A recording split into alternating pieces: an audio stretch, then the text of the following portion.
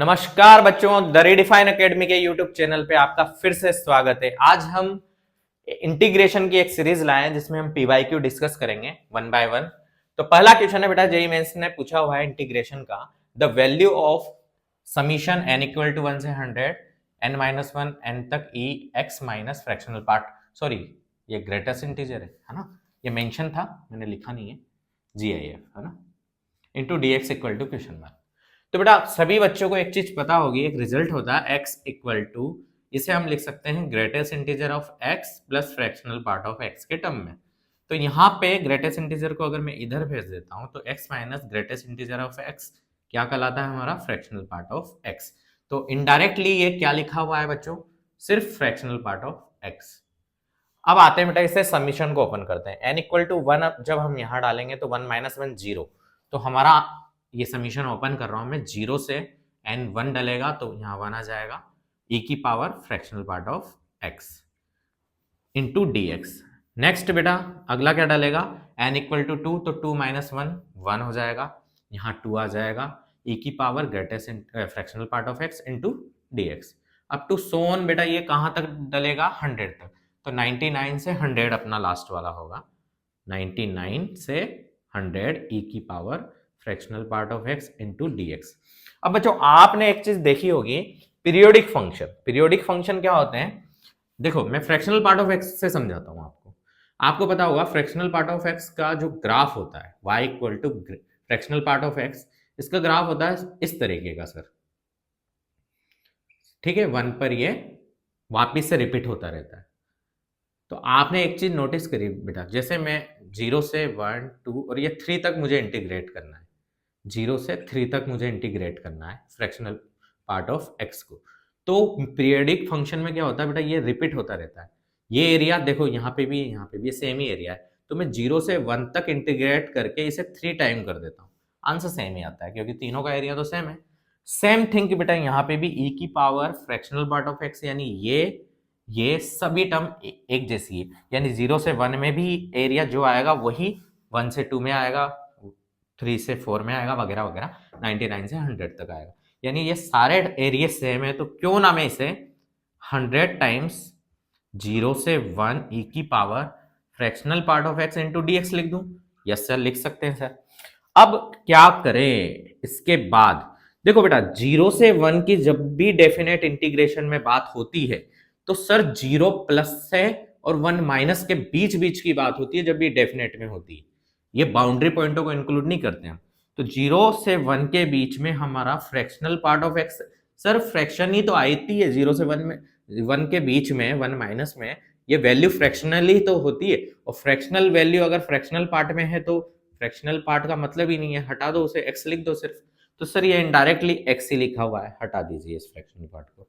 अब बच्चों ऐसा कोई बच्चा नहीं होगा, मैं नर्सरी के क्लास के बच्चे से भी पूछ लो बेटा e की पावर x का इंटीग्रेशन, वो भी बता देगा मुझे सर e की पावर x का इंटीग्रेशन, e की पावर x, वो ये बोलेगा e की पावर x का पता नहीं है, बट वो e की पावर x तो बोल ही देगा ना, इसका मतलब e की पावर x ही होता है बच्चों। अब यहाँ पर 0 से 1 इंटीग्रेट आप कर सकते हो, लिमिट लगा दी है मैंने, और 100 अपना वैसा का वैसा। तो बेटा जैसे आप लिमिट डालोगे तो कितना आएगा, 100 e की पावर 1 यानी e माइनस e की पावर 0 की वैल्यू 1। तो हमारा आंसर ये ऑप्शन नंबर ए। तो नेक्स्ट क्वेश्चन हम देखते हैं बेटा, क्वेश्चन नंबर 2, लेट gx आपको दिया हुआ है, f फंक्शन कंटिन्यूअस है 0 से 3 में, such that 1/3 f of t वगैरह वगैरह वगैरह वगैरह। तो g of 3 की रेंज आपसे पूछी गई है बेटा यहाँ। तो बेटा अब एक तो ये इतना बड़ा सा क्वेश्चन है, अजीब सा, बट है इतना इजी क्वेश्चन, देखना क्या g of 3 का मीनिंग क्या है बेटा, पहले तो ये देखते हैं। अगर मैं x की जगह यहाँ 3 डाल दूं तो मेरा g of 3 क्या बनेगा, 3 डालने पर 0 से x की जगह 3 डाल रहा हूं, ft dt ये बनेगा सर। यानी g of 3 का मतलब इसकी रेंज पता करनी है सर, इसकी मिनिमम वैल्यू और मैक्सिमम वैल्यू पता करते हैं। और एक और चीज दे रखी है सर, ft के लिए आपको दे रखा है 1/3 से 1 है ft, जहां t हमारा 0 से 1 है और 0 से 1/2 है जब t हमारा 1 से 3। तो क्यों ना हम इसका रफली एक फिगर बना लेते हैं बेटा, समझना इस चीज को, बहुत इंपॉर्टेंट चीज है कि सर 0 से 1 में t की वैल्यू 0 से 1 में हमारा जो फंक्शन ft है वो 1/3 से 1 पर वर्क कर रहा है। तो मैं 0 ये ले रहा हूँ बेटा, 1 ये ले रहा हूँ, है ना। थोड़ा सा बड़ा ले लेते हैं 1 को अच्छे से और दिखाने के लिए, और कोई रीज़न नहीं है मेरा 1 को थोड़ा सा और बड़ा दिखा, यहाँ 1 ले रहा हूँ। तो बेटा 0 से 1 में आपका जो ग्राफ है वो 0 पर क्या आ रहा है 1/3 और 1 पर क्या आ रहा है मेरा 1। तो 0 से 1 पर 1/3 मान लेता हूँ मैं, यहाँ 1 मानता हूँ, है ना। ये 1/2 और ये 1/3, तो 1/3 लगभग यहाँ होगा। तो 0 पर तो 1/3 मेरा ग्राफ आ रहा है और 1 पर मेरा 1 ही आ रहा है, तो ये 1 माना था मैंने, तो इस पर 1 ही आ रहा है एग्जैक्ट, तो यहाँ पॉइंट होगा। तो ग्राफ कुछ ऐसे ही रैंडमली बना देते हैं, ऐसा कुछ ग्राफ बना होगा, है ना, एग्जैक्ट नहीं है, ऐसे रफली डायग्राम बना लो। नेक्स्ट बेटा 0 से 1 हम बना चुके हैं। नेक्स्ट बात करते हैं for all t belongs to 1 से 3 के लिए हम इसका ग्राफ बनाना चाहते हैं। तो सर ये 1 रहा और 2 और 3 कहीं यहाँ होगा 3, है ना। तो 1 से 3 के लिए जो मेरा ग्राफ बनेगा, 1 पे कितनी वैल्यू आ रही है बेटा मेरी 0, तो यहाँ ओपन ब्रैकेट लगा देता हूँ, 1 इंक्लूड नहीं है। और 3 पर कितनी आ रही है, वैसे अपना इंटीग्रेशन में बाउंड्री पॉइंट तो फर्क ही नहीं करता उसमें। 3 पर मेरी कितनी आ रही है 1/2, 1/2 ये रही बेटा वैल्यू, है ना, ये 1/2, तो इसकी वैल्यू 3 पर ये रही। तो इसका ग्राफ सर ऐसा बन रहा होगा कुछ। तो हमने दोनों के ग्राफ बना लिए बेटा यहाँ पे, है ना, ये 1/2 था, थोड़ा सा रफ कर देते हैं। अब बात करते हैं बेटा इस जो ये वैल्यू दे रखी है 0 से 3 में, इसकी रेंज हमें पता करनी है। तो 0 से 3 में ये देखो 0 से 1 और 1 से 3 तक टूटा हुआ है, तो इसे हम इसी तरीके से तोड़ भी लेते हैं बेटा, लिमिट को हम तोड़ सकते हैं बिंदास। तो 0 से 1 ft dt और प्लस 1 से 3 ft dt। अब बात करते हैं इसकी रेंज कैसे निकालें। सर रेंज में क्या होता है, मिनिमम वैल्यू आती है, एक मैक्सिमम वैल्यू आती है। तो फॉर मिनिमम वैल्यू में क्या करूं बेटा, इस एफ टी की मिनिमम वैल्यू देखता हूं 0 से 1 में। पहले for minimum value, for minimum value निकालने के लिए मैं 0 से 1 में एफ टी की मिनिमम वैल्यू लूंगा। 0 से 1 देखूंगा, उसका ग्राफ ये रहा, और इसमें मिनिमम वैल्यू मेरी ये रही बेटा। ग्राफ जहां पे नीचे नीचे होगा वो मेरा मिनिमम वैल्यू होगा। तो 0 से 1 में सर हमारी वैल्यू आई है इसका 1/3 dt, प्लस 1 से 3 में मिनिमम वैल्यू आ रही है सर 0, नीचे ही तो है ग्राफ, ये रही, ये 0 ही है वैल्यू। तो ये तो खत्म हो गया 0 से 1 से 3 में सर 0 है एफ dt, तो ये मिनिमम वैल्यू आई। अब फॉर मैक्सिमम, फॉर मैक्स 0 से 1 की बात करेंगे एफ टी की, तो 0 से 1 में बेटा मेरा एफ टी कहाँ है, ये रहा सर 0 से 1 में ये रहा फंक्शन, और इसकी मैक्सिमम वैल्यू ये होगी, ये होगी, ये होगी, या ये होगी, या ये होगी। तो सर 1 पर तो सबसे ऊपर जो ग्राफ है वही मैं वैल्यू मानता हूँ सबसे मैक्सिमम, और वैल्यू वाई एक्सिस वाली होती है, y पर 1 है, तो यहाँ आएगा 1 dt। प्लस सर 1 से 3 में अगर मैं चेक करना चाहूँ तो सर मैं देख सकता हूँ आराम से इस ग्राफ को कि ये है सर टॉप वैल्यू, टॉप पर कितना है 1/2, तो 1/2 dt।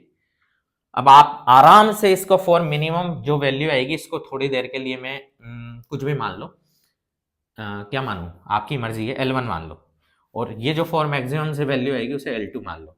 इन्हें सिंप्लीफाई करना, इंटीग्रेट करना कोई बड़ी बात नहीं है, तो 0 ही हो गया, है ना।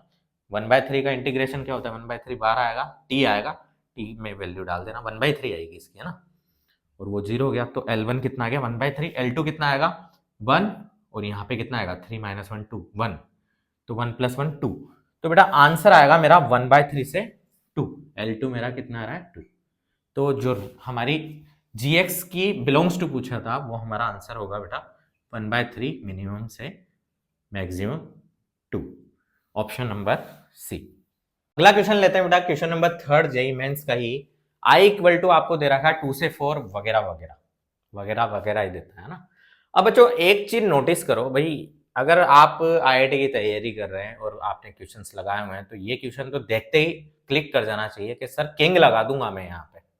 क्यों, क्योंकि देखो सर ये मुझे दिख गया 6 - x का होल स्क्वायर है सर, और अगर मैं यहाँ किंग अप्लाई करता हूँ, किंग रूल, तो मैं क्या करूंगा सर, i = a + b यानी 6 - x से रिप्लेस कर दूंगा इसे। तो 2 से 4 ये log x की जगह 6 - x का whole square whole upon log 6 minus x का होल स्क्वायर प्लस log, जब यहाँ x की जगह 6 माइनस एक्स डालेंगे तो x ही बचेगा बेटा, है ना, तो एक्स स्क्वायर dx। ये इक्वेशन 2 और ये इक्वेशन 1। हम यही करते हैं ना बेटा किंग्स में। अब क्या करूं बेटा, दोनों को ऐड कर दूं, तो 2i इक्वल टू 2 से 4, जब ऐड करेंगे तो एलसीएम तो सेम ही है बेटा ना, नीचे तो अपॉन में सेम ही है। ऊपर क्या आएगा वो देखते हैं, तो सर ऊपर भी सेम ही आ जाएगा सर, यही ब्रैकेट आने वाला है। तो सर ये तो दोनों ही कट जाएंगे, सेम टू सेम है, तो यहाँ 1 बचा, तो कोई बात नहीं बेटा, 1 ही बचेगा वैसे तो फिर हम क्या लिखेंगे, 2i इक्वल टू 2 से 4 1 dx। तो बेटा यहाँ पर 1 का x आएगा, इंटीग्रेशन x में अपर लिमिट लोअर लिमिट डालोगे आप, तो क्या डालेगी 4 और ये 2, तो 2 से 4 डालेगी, 4 माइनस 2 2 बचेगा, तो 2i इक्वल टू 2 यानी i इक्वल टू 1 हमारा आंसर होगा, option number C. Next question है बेटा question number 4, I equal to pi से 2 पाई ग्रेटेस्ट इंटीजर GIF है बच्चों, ये है ना GIF 2 sin x into d x, ये भी जेई मेंस का क्वेश्चन है। तो बेटा जो भी GIF के क्वेश्चन होंगे वो बहुत इंपॉर्टेंट होते हैं जेई मेंस के पर्पज से, तो इनकी तो अच्छे से प्रैक्टिस कर लेना। तो बेटा 2 sin x का हम पहले ग्राफ बनाते हैं। अब इसका ग्राफ बच्चों बच्चों को पता है कि सर हाँ पता है हमें, फिर भी हम बता रहे हैं आपको। ये 0 से पाई में बना और ये पाई से 2 पाई में बना, ठीक है। अब बच्चों इसकी टॉप वैल्यू कितनी हो जाएगी हमारी 2 और इधर -2, ठीक है। अब बेटा ग्रेटेस्ट इंटीजर के जब ग्राफ बनाते हैं ना, तो हम इंटीजर वैल्यू, इधर वाले को रफ कर लो आप, ये काम का नहीं है, हमारे जो लिमिट दे रखी है वो पाई से 2 पाई दे रखी है। तो बेटा यहाँ 0 है, यहाँ -2 है, और एक इंटीजर और है, क्योंकि ग्रेटेस्ट इंटीजर तो क्या करता है, इंटीजर में कन्वर्ट होता है। तो एक और इंटीजर कहाँ मिलेगा मुझे, ये मिलेगा सर। किस कौन सा इंटीजर होगा, ये -1 होगा सर। अब बेटा ये -1 इस पॉइंट पर आया है, ये इस केस में यहाँ पे x का जो वैल्यू होगा वो क्या होगा, अगर यहाँ पाए है तो ये वाला पॉइंट कितना होगा, तो वो निकालने के लिए हम 2 sin x को इसकी वैल्यू -1 के इक्वेट रख देते हैं। तो यहाँ से हमारा sin x इक्वल टू कितना आएगा, -1/2, तो x इक्वल टू हमारा आ जाएगा माइनस का π/6, यानी कि ये कंफर्म हो गया, ये जो डिस्टेंस है ये π/6 डिस्टेंस पर है। तो हम इसे आगे बढ़ा रहे हैं बेटा, ये जो पाई है इसके बाद ये वाला पॉइंट निकालने के लिए हम क्या करेंगे, इसमें पाई प्लस π/6 कर देंगे, जो कि आएगा 7 π/6। सिमिलरली बेटा ये वाला पॉइंट कैसे निकालेंगे, अब 2 पाई में से π/6, ये डिस्टेंस तो फिक्स हो गई ना हमारी, π/6 है, तो 2 पाई में से π/6 माइनस कर दूंगा, तो ये वाला कोऑर्डिनेट आ जाएगा जो कि 11 π/6 आएगा। अब बेटा जैसे आप इस पे ग्रेटेस्ट इंटीजर पहनाते हो, तो ग्रेटेस्ट इंटीजर क्या करता है, इंटीजर पे टूटता है, इंटीजर पे जाता है ग्राफ।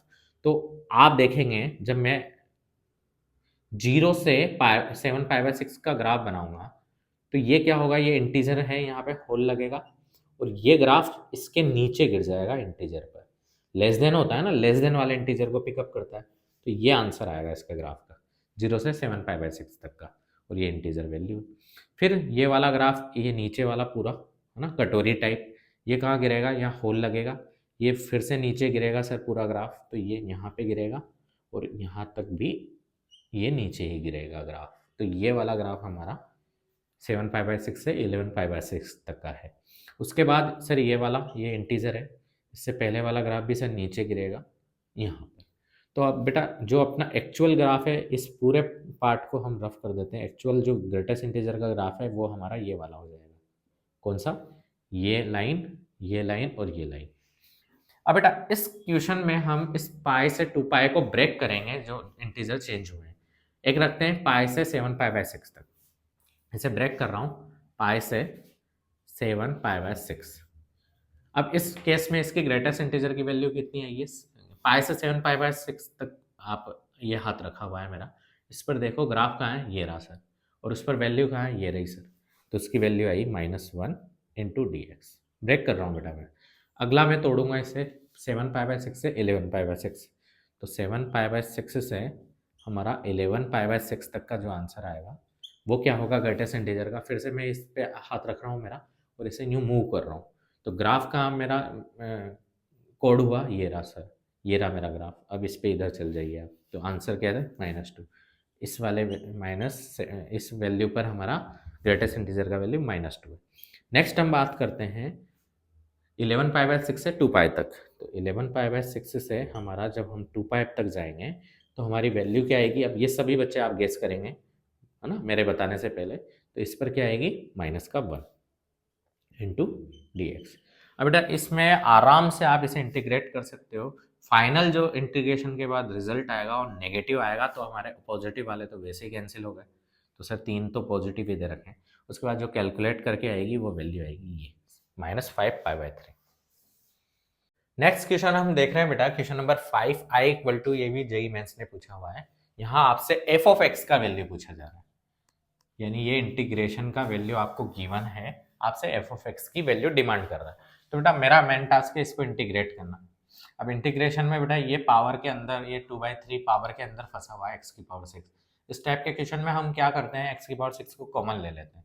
तो जैसे आप x की पावर 6, ये बच्चा बेसिक चीजों में भी गलती कर देता है। x के पावर 6 जब कॉमन लोगे तो जो पावर बैठी हुई है 2/3 वो भी इसमें लगेगी।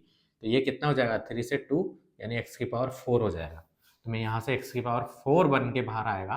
तो इंटीग्रेशन में जब आप लिखोगे i equal to integration d x upon x की पावर 7, और यहाँ बनेगा जब आपने कॉमन लिया है 1 अपॉन एक्स की पावर 6 प्लस 1 की होल पावर 2/3। ठीक है बच्चों, अब क्या करें बेटा, सिंपल सा दिख रहा है। आप तो सर इसे टी मान लो, सब्स्टिट्यूशन, इससे डी में कन्वर्ट हो जाएगा। तो लेट 1 अपॉन एक्स की power 6 plus 1 equal to T.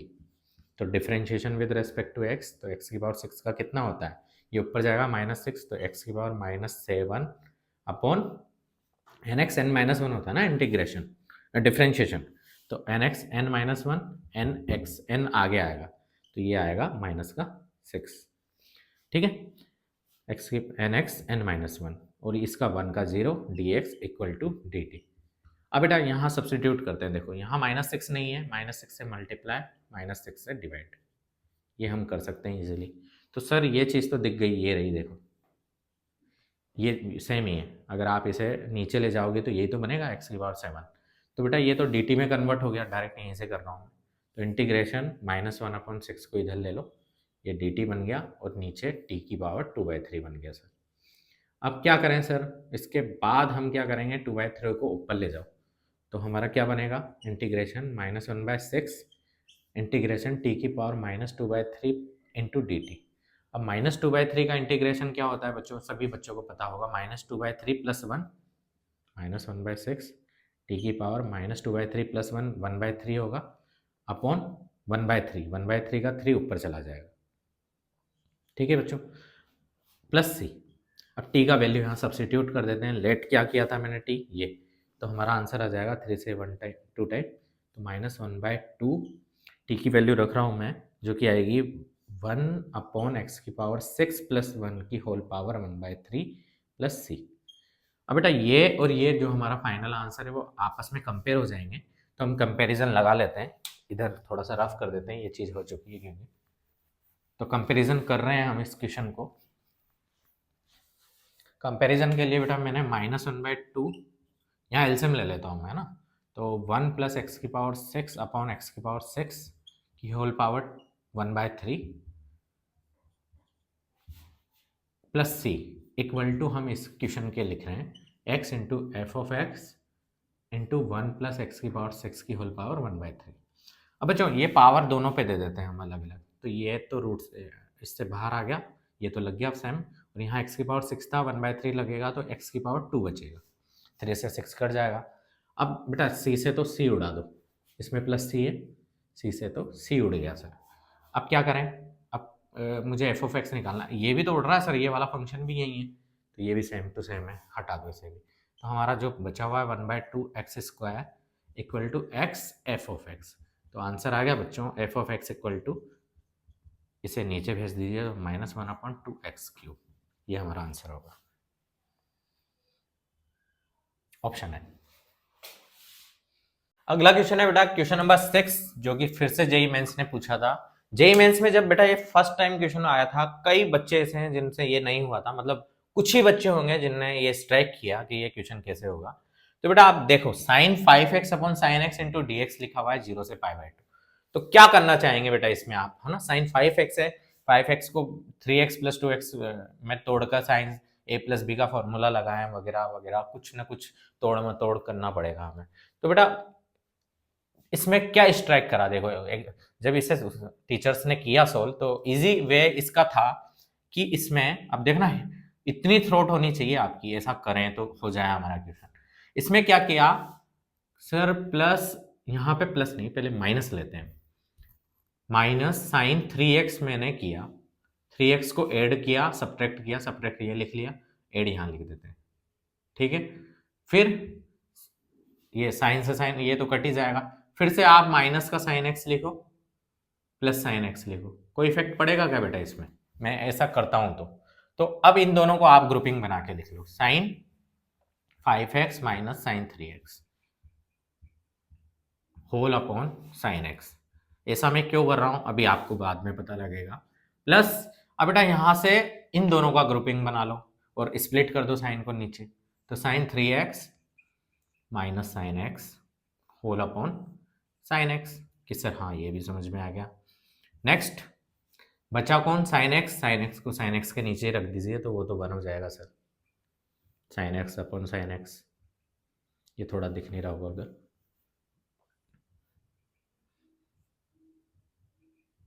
ठीक है। अब बेटा ये इंटीग्रेशन सभी पे लग जाएगा ना डिस्ट्रीब्यूटिव प्रॉपर्टी से, ठीक है।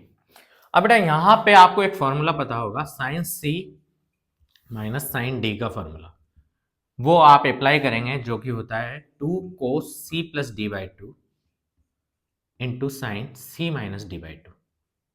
जैसे ही आप बेटा इस फॉर्मूले को अप्लाई करेंगे यहाँ तो खत्म ही हो गया, ये 1 हो गया dx, तो यहां पर हमारा बन जाएगा 2 cos 4x, है ना, और साइन से साइन कट जाएगा ये वाला, क्योंकि 5x माइनस 3x 2x आएगा, तो 2x बाई 2, तो x से x साइन से साइन कट गया, तो यही वाली टर्म बचेगी, प्लस इसमें बचेगा बेटा यहाँ पे 2 cos 2x, ठीक है, integration into d x, plus यहाँ बचेगा सिर्फ 1 dx, यहाँ dx सभी के साथ है ना। तो बेटा इसको इजीली आप कोई भी इंटीग्रेट कर सकते हो, मैं एक बता रहा हूँ, इसको कर लेते हैं एक बार, है ना, बाकी सभी इसी तरीके से अपन लोअर लिमिट लग जाएगी, बाकी सभी को आता है इंटीग्रेशन वगैरह सब कुछ, बस मेथड ये कॉन्सेप्ट था जो मैंने आपको समझाया। अब इसका इंटीग्रेशन सर हमें पता है सर, 2 बाहर जाएगा, कोस का इंटीग्रेशन सर साइन 4x, और सर चेन रूल उसे मत भूल जाना बच्चों, चेन रूल इंटीग्रेशन में डिवाइड में चलता है, यहाँ पे x नहीं है 4x है, तो 4 नीचे भी आएगा, ये बस इंपॉर्टेंट थी, ऐसे ही चलते रहेगा, आप आराम से इसे सोल्व कर सकते हैं, अपर लिमिट लोअर लिमिट डालना और बाकी आंसर आ जाएगा। नेक्स्ट क्वेश्चन ले रहे हैं बेटा, क्वेश्चन नंबर 7 जेई मेंस ने पूछा हुआ है, यही क्वेश्चन हमारा जेई एडवांस ने भी पूछा हुआ था, उसमें सिर्फ क्या चेंजेस था, ये इंटीग्रेशन पूरा लगा हुआ था ना, एक्स साइन एक्स अपॉन में था इसके, वो भी हम समझेंगे 2 मिनट। अब इस क्वेश्चन में बेटा ये लिमिट कम इंटीग्रेशन का है, लिमिट भी लगी हुई है, इंटीग्रेशन भी लगा हुआ है, सर इसे किस तरीके से सोल्व करें। तो बेटा अगर लिमिट सोल्व करते हैं अपन, पहले इसकी फॉर्म चेक करते हैं, जैसे आप x 0 डालोगे, 0 साइन 0 0 हो गया सर नीचे, तो ऊपर भी 0 होना पड़ेगा सर, नहीं तो कैसे इसका आंसर आएगा इस तरीके का, ऑप्शन भी तो ऐसे दिए हुए हैं, आपने नॉट डिफाइंड है नहीं कहीं, तो सर ऊपर भी 0 ही होना ही पड़ेगा, तभी तो लिमिट सोल्व हो पाएगी सर, 0/0 फॉर्म होगी तभी। तो बच्चों अगर ऊपर 0 है और नीचे भी 0 है, तो 0/0 का तोड़ हमें पता होगा, हम जिसे ब्रह्मास्त्र कहते हैं हमारा, लोपिटल एल हॉस्पिटल,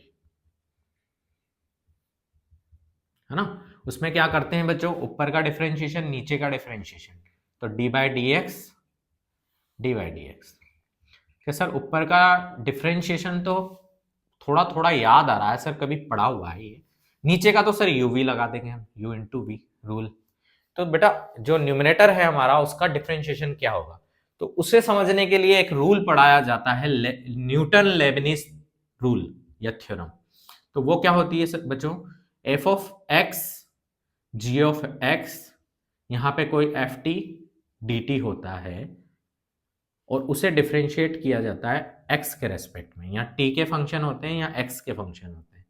तो रूल क्या बोलता है बच्चों, आप क्या करो, अपर लिमिट को इसमें t में डाल दीजिए, तो f of g of x, फिर क्या करते हैं, हमारी अपर लिमिट का ही डिफ्रेंशिएशन कर देते हैं, फिर माइनस लगाते हैं, लोअर लिमिट में भी सेम टू सेम स्टेप वो कर दीजिए, आप क्या बोलते हैं, अरे एफ एफ दोनों ले लिए क्या मैंने, कोई बात नहीं, इसे कैपिटल एफ कर दो, ये कैपिटल एफ है ना, तो इस लोअर लिमिट को भी इसी में डाल दीजिए, तो capital F into small F x into small F का डैश, ये हमारा न्यूटन लेबनिज रूल होता है बच्चों। अब इसी को मैं अप्लाई कर रहा हूं यहाँ पे, एक्स स्क्वायर को कोस में डालेंगे हम, तो कितना आ जाएगा, cos x square into upper limit का सर डिफरेंशिएशन भी तो करते थे, हाँ मैंने कहा हाँ करते ना बेटा, 2x आएगा, कि ठीक है सर। फिर उसके बाद लोअर लिमिट सर 0 है, तो कोस 0 1 और 0 का डिफरेंशिएशन 0, तो लिखने की जरूरत नहीं है, -0 लिखना चाहो तो, ये वाला टर्म पूरा 0 हो गया, अपॉन सर, अब इसके बाद यूवी रूल तो हमें पता है सर, हम 12th पास होके आए हैं, सभी बच्चे आईआईटी ड्रॉप कर रहे हैं, तो सभी को आता है सर हमें, u कैसे, u इंटू वी क्या लगता है बेटा, u डैश 1, साइन को छोड़ देते हैं है ना, साइन x प्लस, अब u को छोड़ा x इंटू साइन का कितना होता है, कोस x, ये हमारा डिफरेंशिएशन हो गया। अब बेटा यहाँ पे लिमिट x टेंस टू 0 है, अब लिमिट सोल्व करना आता होगा बेटा, ये अब इंटीग्रेशन का क्वेश्चन रहा ही नहीं, ये लिमिट का क्वेश्चन हो गया, तो लिमिट कैसे सोल्व करते हैं बच्चों, अब आपने देखा फिर से, यहां से अगर मैं x कॉमन ले लूं, देखो ये तो 2x कोस एक्स स्क्वायर है, यहां से अगर मैंने x कॉमन ले लिया तो क्या बनेगा बच्चों, sine x upon x plus cos x, ये बचेगा, और यहां से x से इस x को उड़ा दीजिए, लिमिट x टेंस टू 0। अब बेटा मैं x टेंस टू 0 पुट कर देता हूं, तो ये तो स्टैंडर्ड लिमिट बन गई बेटा, sine x upon x limit x tends to 0 पर 1 होती है सर, और यहाँ पे कोस 0 1 हो जाएगा, ये भी 1 हो जाएगा, तो सर हो गई, रिमूव ही हो गई हमारी सारी प्रॉब्लम, तो यहाँ बचा 2 इंटू 1 अपॉन 1 प्लस 1, तो ये हमारा आंसर है सर, तो 2 से 2 कट गया, 1 आंसर है, तो इस क्वेश्चन का आंसर होगा 1।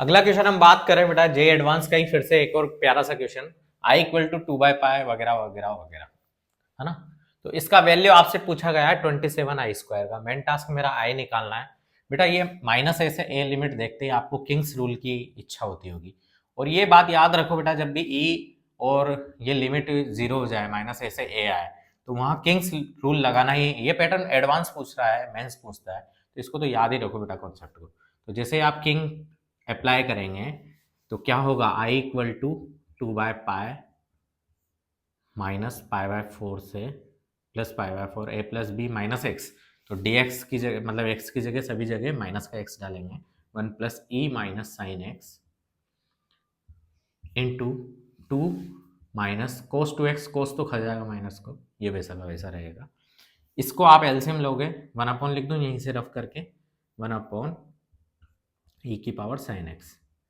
फिर यहाँ एलसीएम ले लूँगा, तो एलसीएम भी ले लेते हैं डायरेक्ट ही, तो 1 प्लस ई की power sine x upon sine x आएगा, ई की पावर, और इसको ऊपर भी ले जाते हैं बेटा ना, जो एलसीएम है उसको भी ऊपर ले जाते हैं, तो ये थोड़ा सा स्टेप्स मैं यही कर रहा हूँ, ये मैं कर सकता हूँ क्योंकि मेरे पास बोर्ड है, आप नहीं कर सकते क्योंकि आपके पास कॉपी पेन है, तो कोई बात नहीं सर। अब इक्वेशन 1 एंड इक्वेशन 2 दोनों को अगर हम ऐड कर लेते हैं, या 1 मान लेते हैं इंटू में, तो सर ऐड करने पर भी यही कर लेते हैं, कोई इशू, दोबारा लिख लो सर, चलो लिख लेते हैं, 2/π माइनस π/4 से प्लस π/4, ये जब देखो न्यूमिनेटर डिनोमिनेटर वाला पार्ट तो पूरा सेम है, वो तो कॉपी पेस्ट होगा, 1 plus e sine x 2 minus cos 2x, ऊपर सर ये दोनों प्लस में आ जाएंगे, dx कॉमन आएगा, तो 1 प्लस ई की पावर साइन एक्स बनेगा, और यही चीज़ सर नीचे भी है, तो हम क्या करें, इसे कट कर देते हैं, तो हमारा क्वेश्चन बन गया सिर्फ इतना सा, एक बार मैं फिर से रफ करके समझाता हूँ, और यहाँ से हम 2 से 2 को भी कट कर देते हैं, तो हमारा i इक्वल टू 1/π, इसे रफ कर रहा हूँ, जो हमारा क्वेश्चन बना i इक्वल टू 1/π माइनस π/4 से प्लस π/4 बना dx upon 2 minus cos 2x। अब बेटा इस क्वेश्चन को कंप्लीट करने से पहले हम इसके ओड इवन को चेक कर लेते हैं। हमें पता होगा सर ये इवन फंक्शन है, इवन फंक्शन में 0 से 2π चला जाता है, मतलब 0 से a चला जाता है और 2 टाइम्स हो जाता है, तो 2/π फिर से आ गया और ये 0 से π/4 चली गई कहानी और ये dx upon 2 minus cos 2x हो गया। अब क्या करूं सर इसके बाद? बेटा कोस का ना आप tan वाला फॉर्मूला लगा लो, तो 2/π dx अपॉन 2 माइनस tan वाला फॉर्मूला सभी को पता होगा, 1 minus tan square upon 1 plus tan square.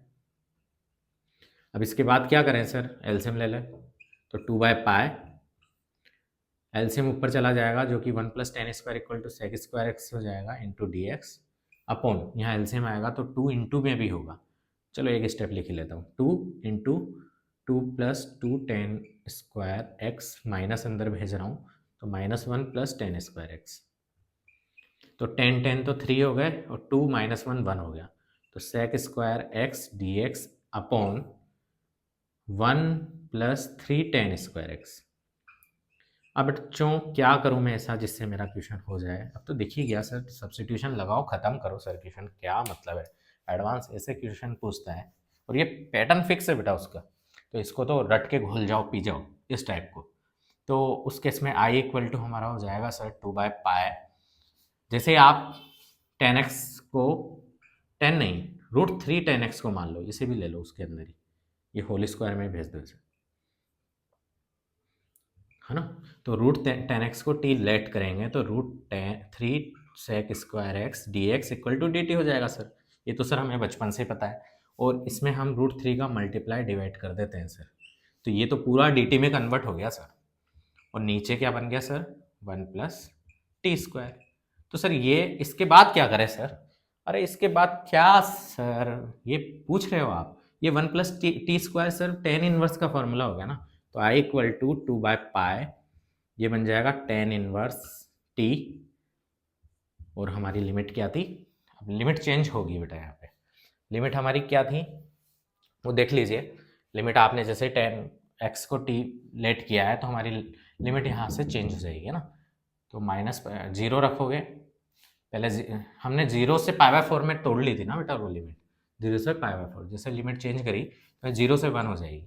अब आप 0 से 1 ही होगी ना, नहीं 0 से √3 होगी, ठीक है ना? नेक्स्ट हम क्या करेंगे बेटा, जैसे आप अपर लिमिट डालोगे यहाँ पे तो 2/π √3 tan इनवर्स √3 की वैल्यू होती है π/3 और tan इनवर्स 0 0, तो यहाँ से आप कैलकुलेट कर लीजिए, पाई से पाया गया आई स्क्वायर इंटू 27 आई स्क्वायर की वैल्यू चाहिए जो कि हमारी 4 आ जाएगी। नेक्स्ट क्वेश्चन हम बात कर रहे हैं क्वेश्चन नंबर 10, जो कि द वैल्यू ऑफ -π/2 से +π/2 dx upon greatest integer of x plus greatest integer of sine x plus 4 equal to question mark. ये दो ग्रेटेस्ट इंटीजर देखकर ही धक धक करने लग जाता है दिल कि सर छोड़ देते हैं, सर छोड़ दें। कुछ क्वेश्चन तो सर होते ही जेई में छोड़ने वाले। अरे बेटा ये आराम से कर सकते हो आप। अब दोनों ग्रेटेस्ट इंटीजर को मत सोल्व करो, आप सिर्फ एक ग्रेटेस्ट इंटीजर को देखो। अब -π/2 से +π/2 लिमिट में चल रही है बात, तो सर हम ग्राफ बना लेते हैं ना -π/2 से +π/2 का। तो ये साइन का ग्राफ, इसमें सिर्फ -π/2 को हम लेते हैं और +π/2 को हम लेते हैं, बाकी सारा रफ कर रहे हैं। तो सर ये -π/2 और ये +π/2, ये 0, इस ग्रेटेस्ट इंटीजर को ही तोड़ रहा हूँ मैं, है ना? तो बेटा यहाँ पे आप देखेंगे ग्रेटेस्ट इंटीजर का ग्राफ -π/2 में इधर वाला जाता है, ये नीचे गिरता है, तो ये वैल्यू आएगी इसकी -1, कहाँ से? इस वाले पॉइंट से यहाँ तक इंटीजर तक। जैसे ही ये इंटीजर वैल्यू आएगी 0 पे चला जाएगा, फिर 0 से π/2 तक सर, तो 0 से π/2 पे कितनी वैल्यू आती है हमारी? 0 आती है, तो ये वाली वैल्यू आती है। अब इसे तोड़ रहा हूँ, देखो मैं एक तो इस वाले क्वेश्चन को मैं ब्रेक कर रहा हूँ 2 बार। किस तरीके से देखना? पहला तरीका सर, इसे हम ले रहे हैं पहले -π/2 से +0, मतलब 0 माइनस पे, है ना? वैसे 0 बाउंड्री पॉइंट की कोई इफेक्ट नहीं पड़ता, तो dx upon greatest integer plus अब बेटा यहाँ पर 0 से π/2 के बीच में जो ग्राफ आया ग्रेटेस्ट इंटीजर का, उसका वैल्यू ये है -1। तो यहाँ -1 रख दीजिए आप, -1 प्लस 4 dx चल ही रहा है। अगला हम तोड़ रहे हैं बेटा 0 से π/2 तक, π/2 माइनस तक। या नेक्स्ट हम बात कर रहे हैं बेटा 0 से π/2 के बीच में। 0 से π/2 के बीच में अगर आप ग्राफ देखोगे ग्रेटेस्ट इंटीजर का, तो वो क्या आ रहा है, 0 वैल्यू दे रहा है। तो जो ग्रेटेस्ट इंटीजर साइन एक्स की वैल्यू होगी वो 0 होगी। तो dx अपॉन हमारा आंसर आएगा ग्रेटेस्ट इंटीजर x, और इसका वैल्यू 0 हो गया, +4। तो ये हमारा फंक्शन बनेगा। और इधर -1 आया था। अब फिर से इन्हें बेटा -π/2 की वैल्यू होती है -1.54। तो -1.54 -2 -1 0 मैंने यहाँ पे नोटेट कर लिया। अब बेटा ये -1.54 कैसे टूटेगा, दो बार टूटेगा ना बेटा ये भी। सर कैसे टूटेगा, -1.54 के बीच में एक इंटीजर -1 है, तो -π/2 से -1 तक टूटेगा। फिर -1 से ये टूटेगा सर 0 तक। अब कैसे क्या वैल्यू आती है सर, -π/2 यानी -1.54 से -1 के बीच का सभी इंटीजर का वैल्यू लेस देन इंटीजर पकड़ेगा, जो कि -2 होता है। तो इधर आएगा -2 इसका वैल्यू, तो बनेगा dx अपॉन -2 -1 +4। और इधर dx अपॉन, अब -1 से 0 के बीच के इंटीजर वैल्यू सिर्फ -1 को ही पिकअप करेंगे, तो इसका वैल्यू -1 आएगा। तो -1 -1 +4। सिमिलरली बेटा इधर बात कर रहे हैं, इसे भी हम दो बार तोड़ेंगे। एक तो 0 से 1 तक, फिर 1 से 1 इस तक, है ना, ये प्लस में ही चल रहा है पूरा। तो 0 से 1 टूटेगा, फिर 1 से π/2 तक टूटेगा। अब बेटा 0 से 1 के बीच में इस ग्रेटेस्ट इंटीजर की वैल्यू 0 होगी, क्योंकि लेस देन इंटीजर को पिकअप करेगा। ये 0 1 और 1.54 यानी π/2। तो इंटीजर 0 से 1 के बीच में कहीं पे भी हो 0 को ही पिकअप करता है ना, पीछे जाता है। तो ये 0 हो गया, है ना, +4 अपॉन में ऊपर dx है, और इधर dx अपॉन 1 से 1.54 यानी π/2 के बीच का कोई भी वैल्यू इंटीजर 1 को पिकअप करेगा। तो यहाँ 1 + 4 आएगा। अब इसे आराम से आप वैल्यू को सॉल्व कर सकते हैं। तो ये वीडियो आपको समझ में आया होगा। धन्यवाद।